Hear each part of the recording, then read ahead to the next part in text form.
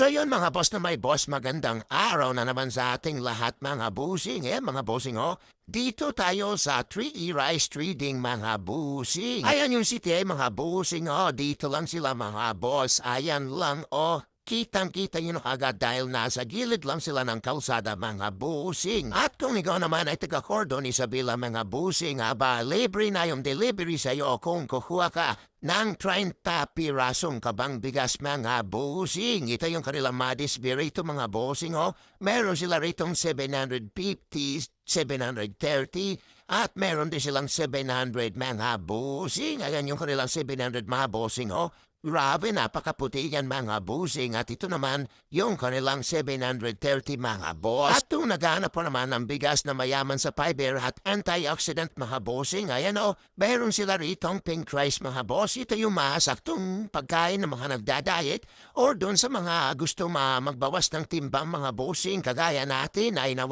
80 pesos lang per kilo yan mga busing. At hindi lang yan mga boss dahil mayroon din sila ritong malagkit mga busing yung mga naghanap ng malagkit dahil malapit na nga yung pista ng patay. Siyempre maghahanda tayo ng kanin para sa kanilang pista mga boss. Ito yung mga stock na bigas nila rito mga bossing Pero karamihan ng bigas nila ay nandun sa kanilang bahay sa barangay Sagana mga bossing. Ayan kitang-kita nyo yung parang outpost ng barangay Tanod. Ayan yung Caloocan Elementary School mga bossing.